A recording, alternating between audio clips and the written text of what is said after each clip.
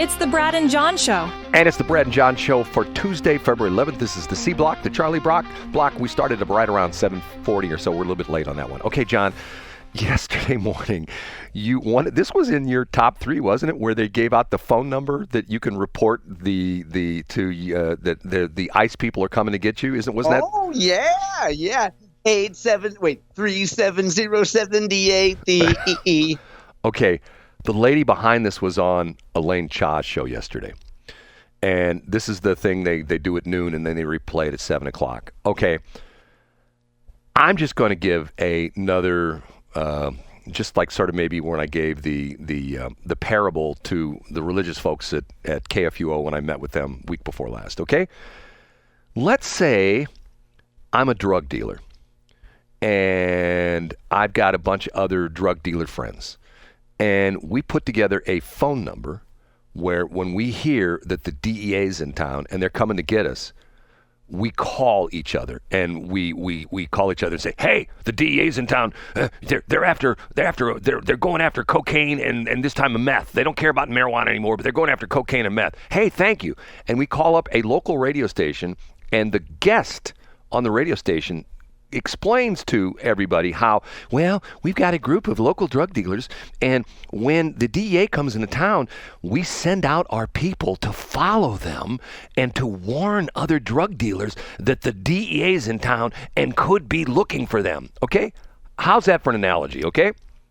Yeah, it seems apt to me. It's the same analogy of what was broadcast on KWMU yesterday, where Elaine Cha has this lady on who's, I don't know what her name was, but she's the lady behind this, and she explained about how they have these people that have tips, and they have informants like at the airport, and they, and they're at hotels and things like that. So when they know when the DEA guy or the ICE guys come into town, they call, they got like a phone tree or something like that, or they text each other or something like that. Oh, the ICE is in town. And she talked about the fact that it's so sad because there are families here in St. Louis who used to be vibrant members of the community and used to go and they would spend their money. They would go to Schnucks. She didn't mention Schnucks, but she would say they'd go to the grocery stores and they would go here and they would go there and they would take their kids out to events and things like that. Not anymore. They're holed up in their house. They don't leave anymore. They stay home and they keep their ear glued to this network of where the ICE people are. Okay? Do you see my analogy between... Yeah, I do see it, Brad. So in other words, sorry to interrupt, but what you're saying is that people who are making a choice to break the law are enabling other people to break the law by sharing information. And in this case, St. Louis Public Radio celebrates that and encourages people to join in and take part. John, you have a knack for taking all my verbiage and putting it into a very contextualized compartment that's very small and very compact. I appreciate that. That's exactly what I was saying. I mean, is my parallel wrong in there? No, I think you're right. And that goes back to, when you think about the fact, let's take like a step backwards. When you think about the White House press conferences now, and the fact that we're using language like describing illegal immigrants as illegal immigrants. Every illegal immigrant here is a criminal because they've broken the law because they're here. And what we have is, if you're at St. Louis Public Radio, or you're this activist woman, her name is Sarah Ruiz, I looked it up, and you're a host at St. Louis Public Radio, you say, we're doing a vital public service because we want people to know who might be scared. We want them to alleviate their concerns and know there's something they can do. And I guess what's a positive outcome, though, for these people, Brad? They're able to snitch and say, hey, we saw an ICE agent outside the bodega. Stay at home. Like, do they feel like that makes a positive difference in the community? Well, I see that's an excellent question. I don't know. And once again, let's go back to the analogy of like the drug dealer's analogy, okay? If they are breaking the law, okay, to a certain extent, if you have this network of people who are, the DEA guys are in town, and I saw them at the airport Hilton, and they're getting in their black Suburbans, and they're heading out into Wellston. You know what I mean? Yeah. I mean, the angle on that is that essentially aren't you subverting is that the proper word? Subverting Yeah. the government doing their job? Aren't you essentially, saying that we can't have the DEA arrest drug dealers? That would be terrible. You know what I mean? Yeah. You're certainly trying to give up their location Right. and encourage people to evade the law. Now, I think the problem in the analogy, Brad, is I have to remind you again, no one is illegal on stolen land. Here we go again. Here we go again. Okay. See, the interesting thing about this is I look back on my early days in the radio business, and there were things that were taught to me that at the time I went, I don't know, that I look back now and I think to myself, man, those were words of wisdom that I didn't really totally get. And communication. The interesting part of this is that if you go back to our election and you go to the current situation with our current president, I know some people's eyes will roll. Matter of fact, the Gulf America of a person will get mad at me for saying this. But if you go back and look, hindsight being 2020, and especially since if you've seen this come out, this stuff that came out where they finally released the transcripts and the actual uncut video from the Kamala Harris interview with 60 Minutes. Have you seen some of this? I haven't seen this. No, I haven't seen the full version yet. Oh, my God, it's horrendous. I bet it is. I mean, there's questions he asked her, and she just sits there and looks. I mean, the one thing is, it's interesting. I think he asked the question 3 times about, what would she, why would she elect her president? Okay. And you got Donald Trump. You got a president who would never talk to the press. You have KJP with her binder who would sit there and people are asking her questions. And even to the point where it started off with Jen Psaki, circle back Psaki, when they asked her a question. I don't know, I have to circle back on that. Okay. Now you have this new lady who's 27 years old. Imagine what you were doing when you're 27 years old. Were you standing in front of a press corps in the White House press room with seasoned journalists who are trying to get you to make a mistake, trying to say things you really don't want to say? Of course not. Imagine that pressure. Right. Were you able to do that at 27? Absolutely not. And Trump, who's probably given more press time in the 3 weeks he's been president than Biden has given in the last year, as far as access to the press. Yeah. And my point being, way back in the day, one of my program directors always said to me, he says, be yourself, everybody can spot a phony. And the interesting part of that is that look at in radio, look at Howard Stern. That's Howard. That's the guy. Now he's turned into a weirdo, but he is a weirdo. He's a weirdo on and off the air now.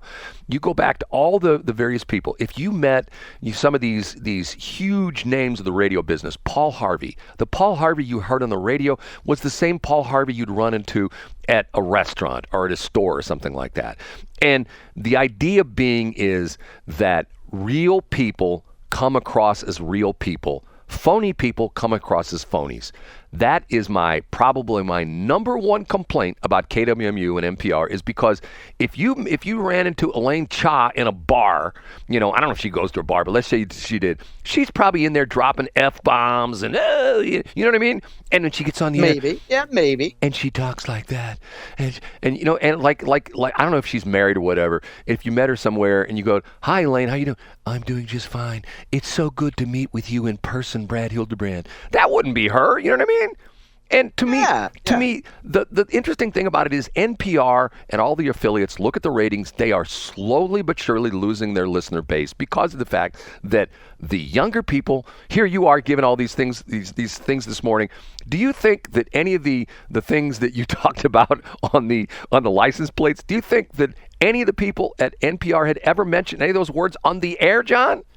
Of course not. Because of the fact that they're phony balonies. And to a certain extent, the interesting thing for me is about this has been ingrained in my brain, and I can listen to radio. I can drive when I don't drive that much anymore, but I used to do a lot of driving cross country, hit the scan button on my radio station, and I would hear these guys and gals on the air and I go, oh, great, that person's really good because they really sound like a real person. Okay, then you hear, as we call it in the day, we called them pukers. You know what a puker is?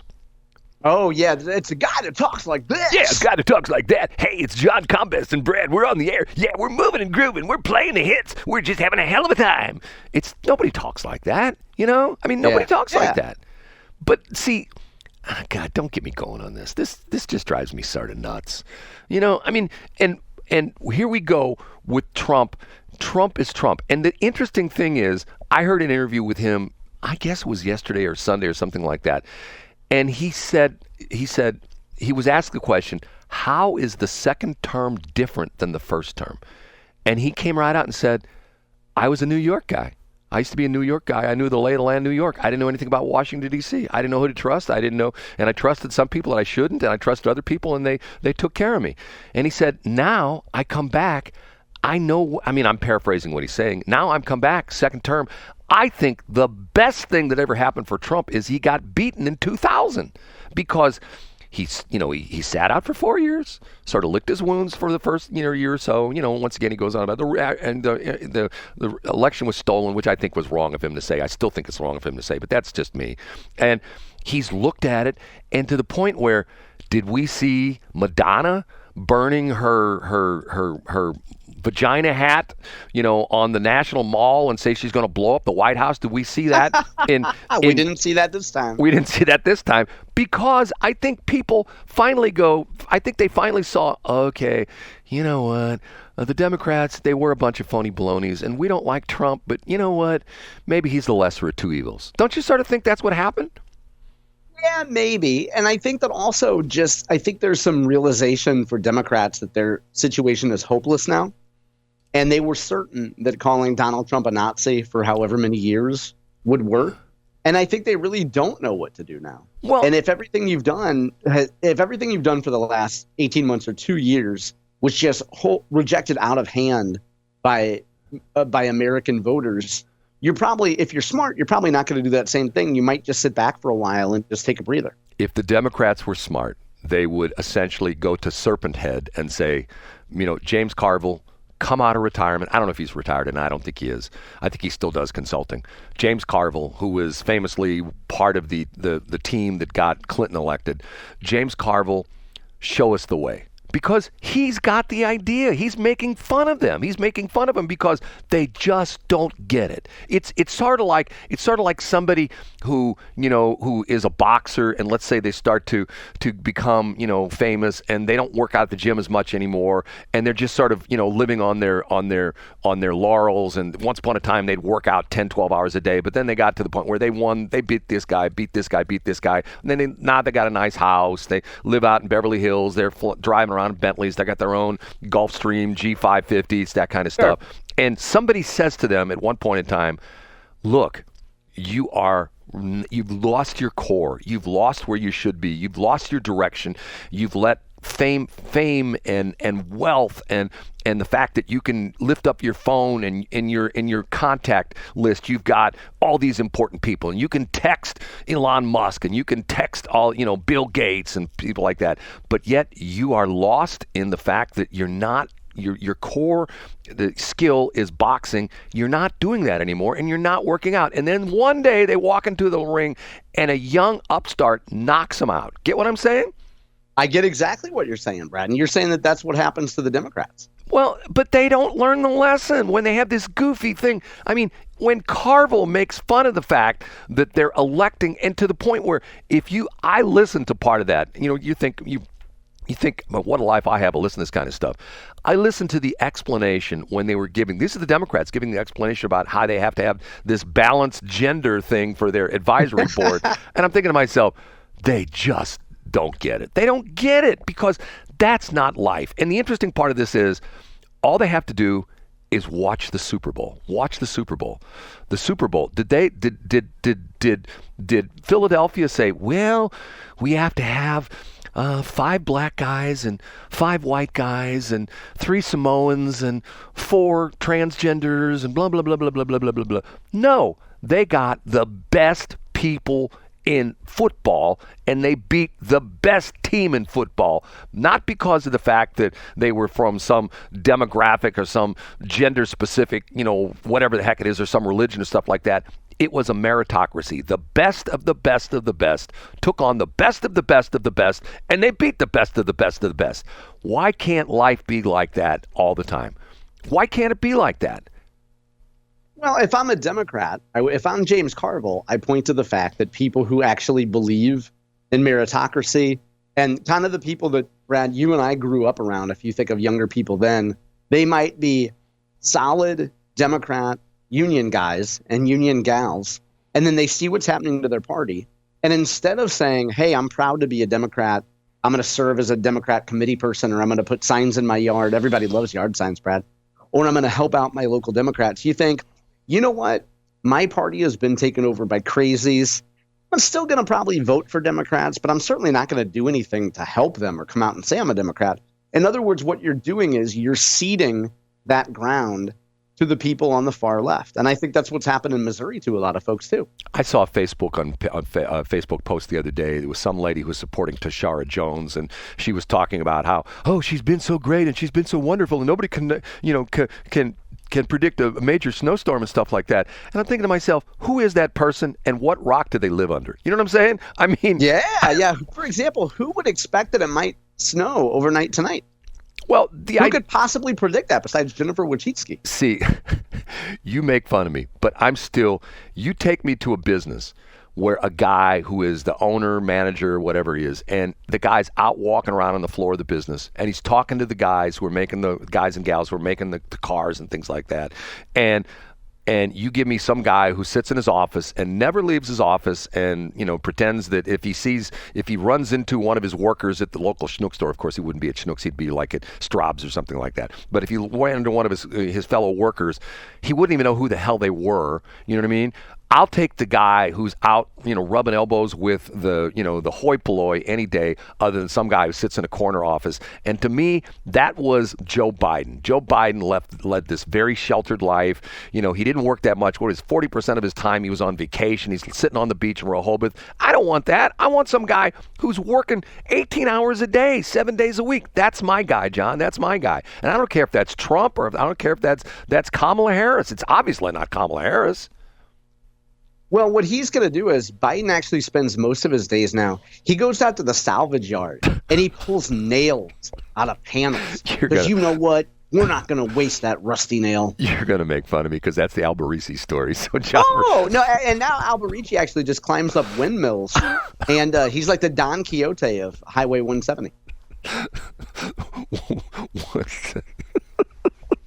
He climbs up there. And in fact, actually, he straps a solar panel to his back. And that way he can be doubly LEED certified.